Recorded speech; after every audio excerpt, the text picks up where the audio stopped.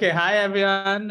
Welcome to the second panel on politics of economic transformation. Thank you once again to all our presenters, firstly, for submitting their abstracts and then also for coming along to the panels. As we mentioned yesterday, we'll start with these 2-minute pitches of what the paper is about. Hopefully, all those attending have viewed the videos and or the PDFs that were attached. Yeah, so we'll start with the 2-minute pitches. Also, I just wanted to plug that we have this politics and political economy study group as part of these as part of the DSA. And I'll add a link in the chat. So please do sign up if you haven't already. We're hoping to have an event over the course of this year at some point. We also have a study group event at 3 p.m. today. So we'll start with Sokna Ndoye on developmental regionalism and the determinants of the logistics case. Hi, everyone. Thank you for giving me the opportunity to talk about my paper. So my paper is based on my PhD thesis, and it analyzes the way the political settlement of Ethiopia affects the outcomes and feasibility of initiatives aimed at reducing logistics costs through the development of cross-border transport infrastructure and the liberalization of logistics sectors as part of the regional integration agenda. The paper aims to contribute to the political settlement and regional integration literature by attempting to explain the outcomes of regional integration initiatives in Africa through the lens of the political settlement framework. The first theories of regional integration relied heavily on the European integration experience to explain the process of regional integration, and many scholars criticize their relevance in the context of developing countries. And it is important to note that there were attempts in the literature to explain regional integration in Africa through other theoretical frameworks like neo-patrimonialism. But this paper aims to show that the political settlement framework offers analytical tools that can better explain the outcomes of institutional reforms that are introduced at the sectoral level to support the regional integration agenda. So that's the summary of the paper. Thanks so much, Sokna. That's really interesting. And we'll come on to the questions afterwards. So we'll collect questions after this. So next we have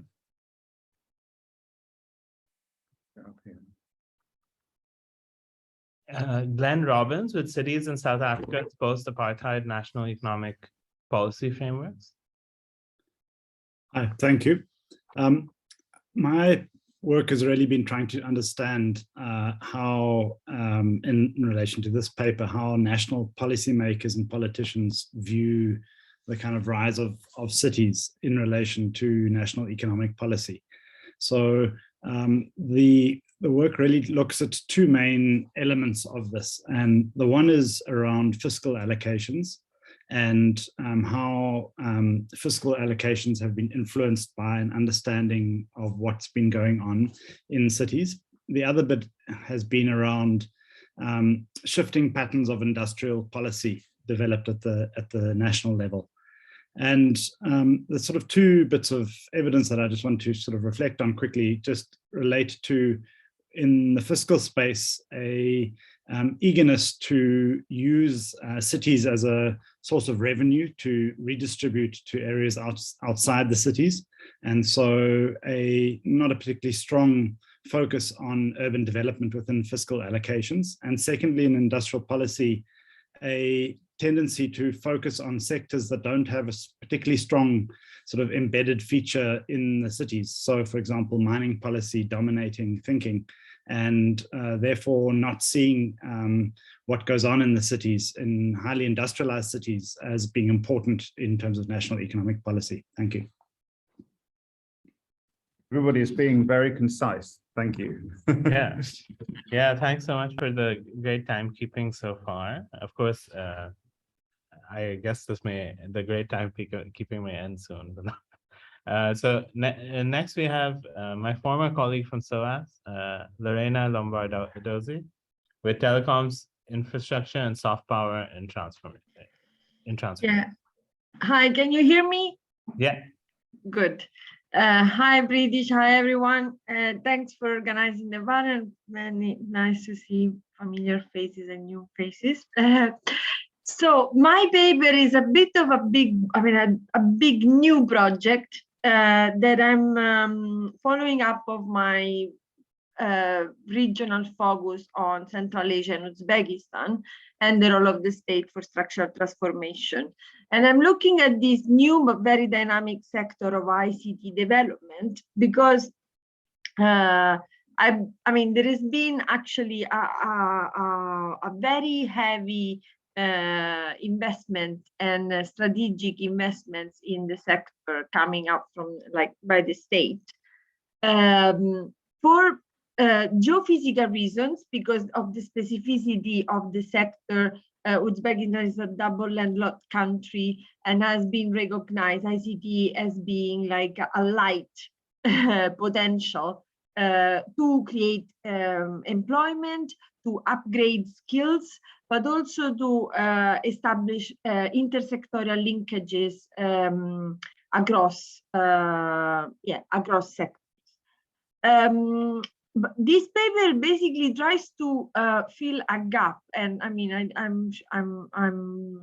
will be very happy to receive comments on it regarding a little bit what has been my observation in the literature on ICT technologies and services in general, which have been focusing, for instance, in the role of Huawei and cybersecurity, on data protection, and how this creates more threats rather than benefits to the host and beneficiary countries. However, I'm using an entry point that is kind of unexplored, which is the role of soft policy, and in particular, training, study tour, and cultural exchange, including memorandum of understandings at the level of education, to explore whether this intra-state and intra-corporate collaboration are creating actually trickle downs or spillover effect or spin-off to the structural transformation of the countries. And in the presentation, I identify both the state-led initiatives that have as an objective to upgrade the skills and to create employment in these sectors, but also I try to emphasize how new players are coming from abroad. So foreign direct investments and foreign players are playing a huge role in shaping dynamics to upgrade and intensify both economic activities, but also cultural exchange through ICT. So thank you, and I'll stop here. Thanks, Serena. So now we have Maha Rafi Atto and Jeanette Cotoveta. Hello, thank you, and hi again to most of you. I'm really excited to be here, and this is my first ever conference, so I'm really excited to learn from all of you and get feedback on our paper that we're working on with Maha. And within this paper, we're focusing on the privatization of development and the promotion of American businesses within USAID reports from 1960s to 2020. And we worked on a hand-coded database of 74 publicly available USAID reports with looking at the private sector, basically. And what our paper is trying to do is we're trying to argue that the explanations of the privatization of development should distinguish between programs that promote the interests of business in donor versus recipient countries, and kind of take account the links between development, trade, and domestic politics of donor states. And we're arguing this by teasing out kind of different varieties of privatization within USAID within this time frame. So firstly, we're highlighting this kind of shifting definition of privatization. That firstly, privatization is talked about as kind of the privatization of state services, etc., to later on this creation of new kind of public-private alliances and also private NGO partnerships. And then the second shift that we focus on is that there's also a shift in the definition of what is private sector. So first, private sector is talked about as the local businesses within the recipient countries, and later on the private sector becoming US businesses and NGOs. And further on, we see that there's a shifting role of the private sector actors. First, they are the targets of aid within these recipient countries. Later on, they become the conduits of aid. And towards the end of the period, we see that they become the kind of beneficiaries of aid. And finally, we see a shift within who these beneficiaries of privatization or this development aid is. First, the beneficiaries being kind of seen as the poor populations within recipient countries, to later on being shifted as the American workers in the American population, but more specifically American workers as main beneficiaries of USAID programs. So looking at these different shifts, we're kind of seeing this disappearance of traditional state-to-state aid and seeing this displacement of aid tasks by private actors, being US businesses and NGOs. So yeah, that's basically what we're arguing, and I look forward to your comments and feedback. Thanks so much. Again, I really enjoyed looking through all the watching all the presentations and reading the papers, and I think there's many fits with among these papers, but also with the last panel. But I know you were all asked to come up with a question, which I may ask you to mention, but I just wanted to start by opening it out to the floor if there were any questions about any of the presentations.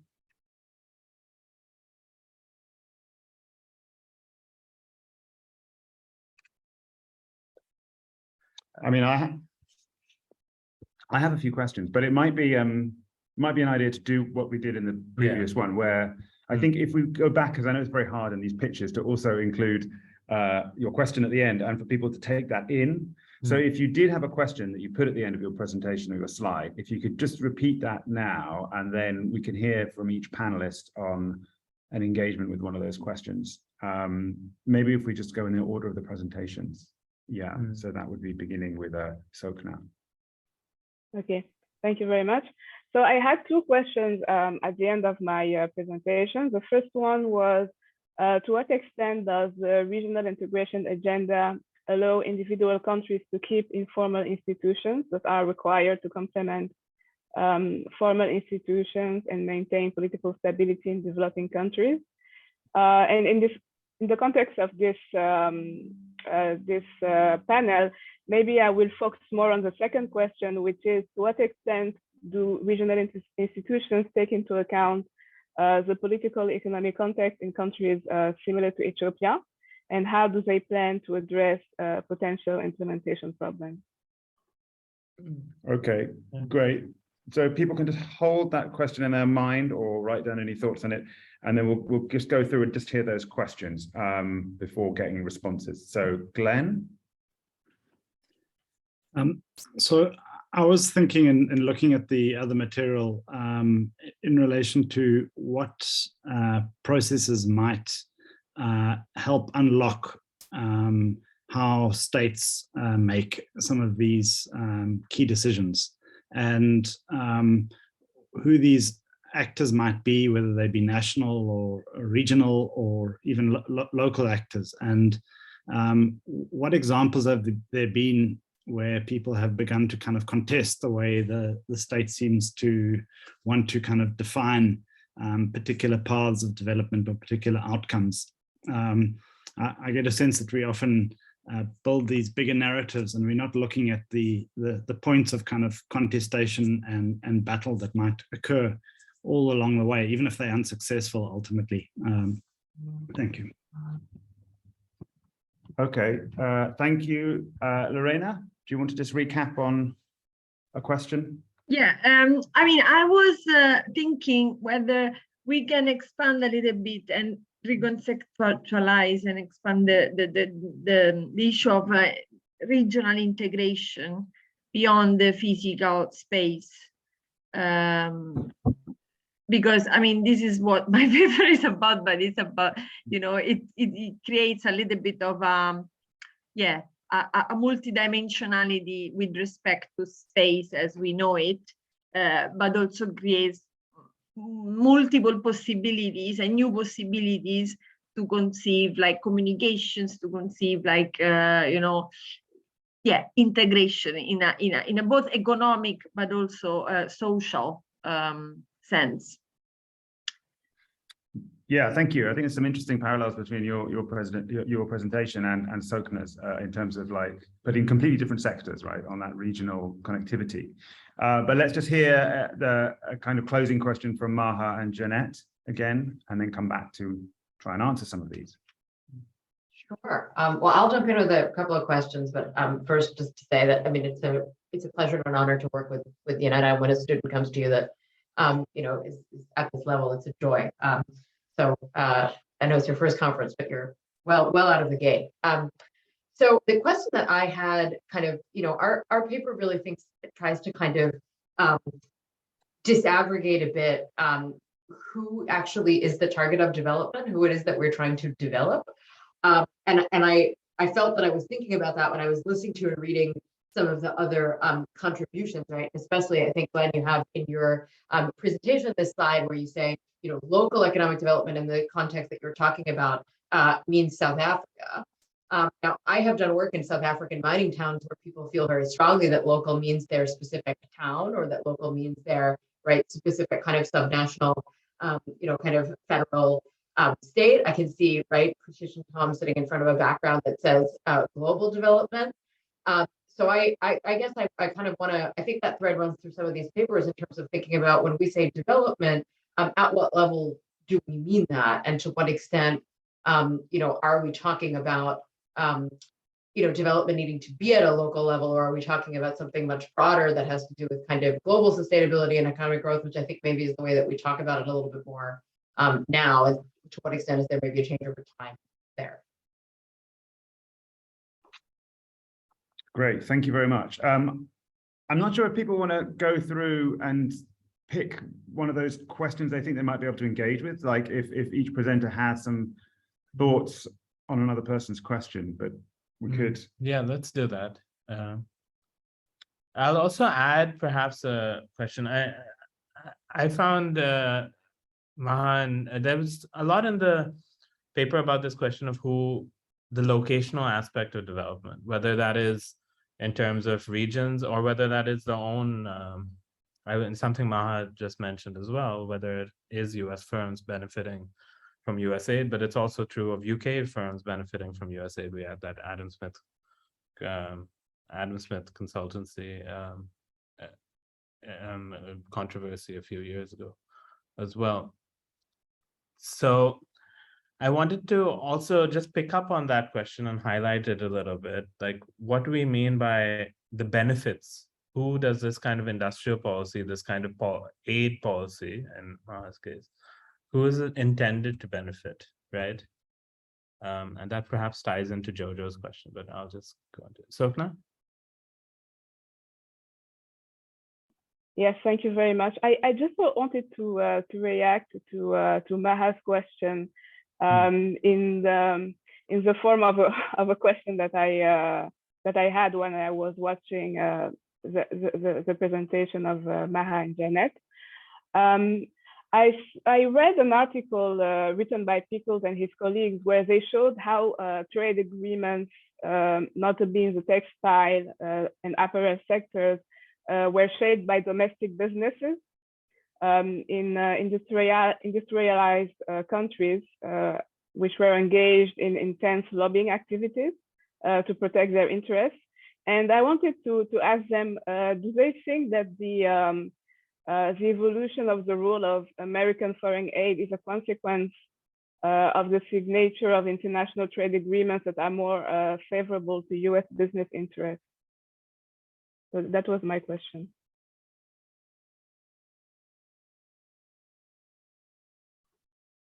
Okay. Glenn, would you like to go next? And Maha, you can pick this up maybe in your questions. Glenn? Thank you. I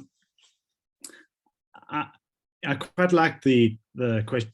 Sorry, my internet connection is a bit unstable, but I quite like the issue about ideas or processes that might destabilize what we sort of understand as a more contained space for development, and I think that's something that's worth really kind of interrogating further.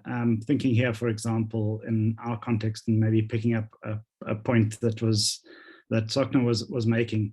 Policymakers might see something like the African Continental Free Trade Agreement as bringing a set of technical adjustments to how nations might trade and interact, but not really foreseeing the kind of more complex and layered impacts that those kinds of technical shifts might actually yield as a process unfolds. And I would think the same in a development corridor. And here kind of drawing on ideas that about James Scott's idea of the sort of limits of bureaucrats thinking, or even Albert Hirschman's idea of the sort of unintended consequences of these kinds of initiatives that might sort of introduce new dynamics that we haven't seen before, and certainly wouldn't have been intended in the policy frameworks. Thanks, Glenn. Lorena?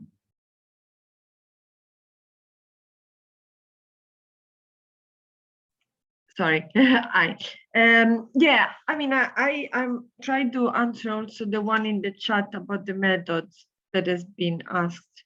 Yeah, thank you, Giorgio, for the question. I think is a very interesting question, because it's also, I mean, now that you told me about your project on Central Asia, there is a sectoral specificity about the question that you were asked, because there is these very capital intensive sectors basically are dominated by a couple of huge corporations. In that sense, I can anticipate that you might have a little bit, you will face a little bit of an issue. What has been my suggestion, and I think it's applicable to other contexts, is that there is a layer of mid-management that usually are perceived as technical people that are more approachable. So I would, that is my honest, pragmatic answer to that. But otherwise, yeah, it's true. When the sector is not fluid, and when it's a very politicized sector, it's very hard to conduct, private led kind of interviews. In terms of the beneficiaries and who benefits development, I think it's like we can answer this question by really looking at like the context specificity of what is needed, and this idea now going back to the obvious observation that there is no one size fits solution for every context. So I guess this is what I would say, and I stop here because I know that even if we don't present, we are like almost over with time. I want to give floors to everyone and maybe follow up later. Okay, thanks, Lorena. Maha and Jeanette? Maha, Yep. Okay. So I think there were a couple of questions that came, kind of our way, but I think, maybe I can reflect and speak out to some of these other pieces.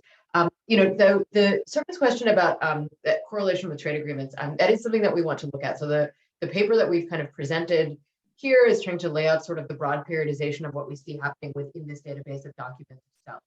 And saying, there very clearly are these periods, and there are these four kind of shifts that we're sort of loosely calling varieties of privatization taking place within it. And one thing to do with that periodization is to see how it matches up, sort of chronologically to the signing of different trade agreements. And it might involve within our database isolating documents that are dealing with particular countries that we know have signed preferential agreements with the U.S. over the 60-year period. So that is one of the papers that we're thinking about doing, but it's also, I think we flagged this in the video, it is one of the things we'd like to do with this database is to make it available as a public resource. And so these are also questions that you are asking. These are also questions that you might be able to ask of it. And we would be, glad to see people do that. So I personally would be very glad to hear where people think it might be hosted and what we could do with it, because we've coded for way more things than we would ourselves reflect on. But intuitively, just from what we've read of the documents themselves, what seems to be happening is almost a little bit the other way, in that the USAID officials seem very concerned that the American public is actually very hostile to those trade agreements, even if they benefit American business, because they perceive that they don't benefit American labor. And so they're trying to show how it benefits American business as a way of proving something about the worker. So in that sense, it's not clear. It does seem from the documents like USAID is reacting to trade policy rather than being instrumental in the shaping of it.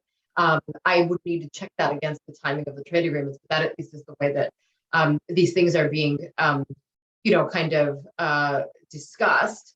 But I do think there's a trade link to some of these kind of industrial policy conversations that we're having, in that one of the things that, of course, sort of emerging markets, right, have critiqued a lot about the trade regime is the erosion of their own policy space to do industrial policy. And one of the things that we don't really engage with this because we didn't code for environment, and there are a bunch of methodological reasons why we didn't look at environmental policy specifically as a vertical. But in environmental policy, it does seem like there is some shift taking place, under the pressure of kind of climate crisis, to carve out more space for all states to be able to do industrial policy as like a necessary thing that we have to do to make the energy transition. And so I do also actually think that the relationship between trade and some of these industrial policy questions is changing right now, just because of kind of the imperatives of climate change. So Tom has a question, but I'd ask after that we'll open out to some other questions. Yeah, I mean, if other people have questions now, please put your hands up. Yeah. Because in a sense, I'm just stepping in, so I didn't see any hands up. But I want to just ask a few things that are not very well-formed questions, but I'm trying to link some themes in the presentations together, because in one sense, they're all looking at very different sectors and aspects of development, but there are also some connections. So, I mean, I'm quite interested in this question of the regional scale that obviously comes through most strongly in Sokna in your presentation. And because you're using a political settlements framework as well. So I'm thinking, what does it mean to think about the political settlement at that scale? And does that play into how you are analyzing this? Can you have a political settlement that has, at the regional scale, is that relevant? But I'm also thinking about, we haven't heard that much about China and BRI. It's been mentioned. I'm thinking of several presentations here, because on the one hand, that's obviously significant for what's happening, for example, in terms of transport infrastructure in Eastern Africa, which has relevance for your study, Sokna. But also thinking about Uzbekistan and ICT, again, what are some of the regional dimensions of that? But also how, I mean, firstly, I'm also thinking about Maha, your presentation in private sector, the role of firms, the emphasis on the private sector. How does that play into what's happening in Uzbekistan? So are there either Western donors or actors like China that are promoting particular kinds of private sector firms in the ICT sector, in that case, Uzbekistan? How do those dynamics to take the kind of Seth Schindler framing of a new Cold War around, in a way, around development partnerships and infrastructure, how is that playing into your two cases? So I'm thinking of Sokna and the Uzbekistan case there. I'll leave it there for now. I have some other thoughts, but I don't want to ramble on too much. Yeah, I'll just to add again that to Sokna, can there be a political settlement at the regional level, especially I'm thinking about East Africa, how it's disrupted constantly and okay, we'll move on to Seth. Sorry, just unmuting. I enjoyed looking at the papers and hearing the discussion. I waited kind of to jump in because I had a question, but it's along slightly different lines from what's been discussed, but I'll just try to introduce it in case it's of use. It's actually sort of a carryover of a question that Tom asked toward the end of the last panel, having to do with the internal dynamics of the state. And I was trying to apply that idea to these papers. And I apologize, I was only able to look at the PDFs of these. So if you touched on this, verbally in the video and I missed it, I'm sorry, that's my fault. But I just thought I'd sort of try to ask this question of these papers and offer, on a slightly more specific level, like with Sokna's paper, I was really intrigued by the idea that state investments exacerbated the seasonality of trucking costs. It's one of those specific points that I'm trying to visualize how that works.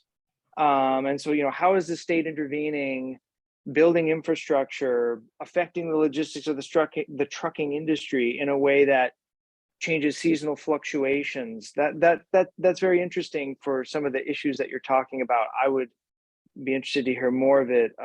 Glenn, your paper, you're looking at a lot of differences across industrial policies over time in South Africa. And I think, when you look at the internals, you asked some things about political centralization, and I think that makes sense. I'm also wondering, to give one example, in the 1990s, the DTI seemed to be promulgating totally different policies that were not aligned with each other. At least that was how it looked from what I read, where one was spatially driven and one was just about manufacturing and paid no attention to space or regions. So what is it about this agency that's promulgating these disparate policies, same agency, policies along totally different logics at the same time? What are the dynamics there? That's something I would look at as an example of this. Likewise, Lorena, are there variations in receptivity to Chinese soft power, different agencies, different individual bureaucrats? Why would that be? It could be an uneven landscape in terms of the intergovernmental relations there. And then also Maha and Jeanette, there's this issue of USAID always having to justify to Congress why these, sometimes parochial, you could say, Congress people should be agreeing to give money that goes to people in other countries, and people in the US tend to overestimate how much the US gives to other countries. And so I guess I would sort of think about the complement to your coding exercise, which is interesting and thorough and shows some very strong tendencies, to get more inside that periodization. And I would and look at the dynamics. What are the political imperatives to USAID being presented to them? And beyond, trade agreements, I would also think about things like political controversies about the welfare, the state of the US economy, and how that may exacerbate perceptions that USAID needs to be a vehicle for helping US workers, as opposed to a more, say, perhaps in the past, purely altruistic, at least rhetorically speaking, ideal. So, I hope that's not too long, but I just wanted to kind of introduce some possible implications of that general question to the papers. Thanks, Seth. I think that's really useful. We have some time to wrap up. I just wanted to ask a question to Lorena as well. You mentioned the influence of China. So I just wanted to get you, basically, does China have an interest in promoting regional organization? Because it would help their flow and extraction if that is the case, right? Okay, so we'll move up to questions. Maybe start with Sokna. Yes, thank you very much for your question. Regarding your question about the inclusion of foreign actors in the political settlement framework, maybe it doesn't appear very clearly in this paper, but in the context of my thesis, I tried to show that the inclusion of foreign actors in the political settlement framework is relevant and important to understand how reforms associated with the regional integration agenda perform. Because I think what I tried to show in my thesis, I focused on two sectors, the apparel sector and the logistics sector, in the context of two case studies. I tried to show that the power relations between multinationals, development partners who contribute to shaping the regional integration agenda on one hand, and states and local economic actors on the other hand, the power relations between those two categories of actors have an important influence on the efficiency of regional integration initiatives. And in the logistics sector, if I take the example of my other case study, which focuses on West Africa, the Dakar-Bamako corridor between Senegal and Mali, it shows that the actions and the monopolistic positions of international logistics actors can undermine the objective of reducing logistics costs along transport corridors. So this is a specific example. I will we don't have a lot of time to go into details, but this is one of the goals of my thesis in general. Now, regarding the question of threat, how do the state interventions of the Ethiopian how do the interventions of the Ethiopian state in the logistics sector exacerbate transport costs? I tried to show how the interventions of the Ethiopian state by mobilizing trucks during the peak season to import fertilizers led to a scarcity of trucks and affected the transport costs for other cargoes other than fertilizers during the peak season. So this is when I say it exacerbates the fluctuations of transport costs, it is in this sense, because it disturbs how the market would function without an intervention aiming at mobilizing trucks to transport fertilizer in priority, and which leads to increasing the cost of transporting other cargoes. So I don't know if it's clear for you. Thanks, Sogna. We move on to Glenn. We've got very little time left, so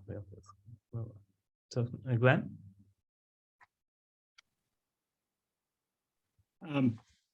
Thank you. I'm just going to pick up on the one point, just considering the time that we've got left.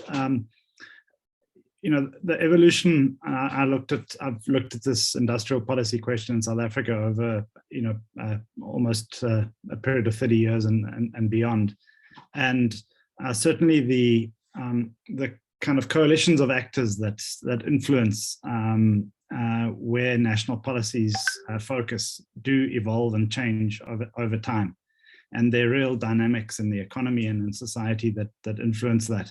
And I think that you know, from my perspective, there's also a lot that is not said in national policies that reflects, I suppose, quite deep contradictions often in the choices that the state might make in what is stated policy and in what actually happens. And I think, for example, something in a transport corridor or whatever might involve some of the sort of stated objectives of improved logistics, but also these sort of unwritten objectives of thinking about, well, how can we secure benefit kind of gains for particular actors, and we can't really put that in policy. So I think it's worth contrasting those two things. Yeah. Okay, thanks, Glenn. Lorena? Yeah, very quickly. So thank you for the observation about the different matrices, the different interests within the local agency of the country. I think it's a good point, and I will explore that in details with more data. I think British and the first question about the elephant in the room of the BRI, they're pretty connected. And I mean, there is a whole, I didn't want to mention that because it's really like a huge, you know, like, yeah, Pandora vase of BRI and connectivity and all this stuff. But one thing that I've been observing, not only in the context of ICT, is that in particular in Central Asia, the role of China has been perceived as a much less problematic, looking at the other donors kind of a modus operandi, because it doesn't put at the forefront what, for instance, has been the flagship of the European Union with the good governance and corruption.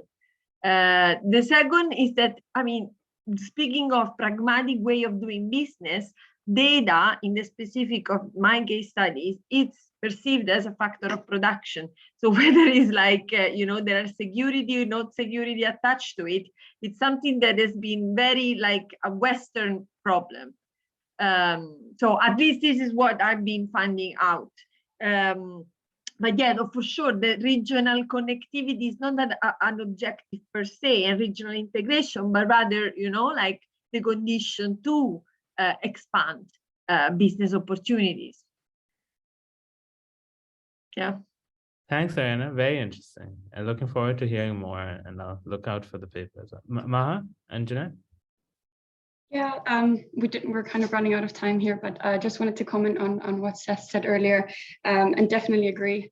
What we had in our presentation, we were mainly focusing on kind of new data that we could find from the database, but completely agree. And we did look at kind of the shifts in, for example, funding, and beyond USAID only having to kind of justify continuous funding, they also maybe had to kind of reinvent forms of aid because simply of the lack of funding and these internal dynamics that were happening within USAID, but also in terms of US domestic politics. So yeah, agree. Did you want to add something, Maha?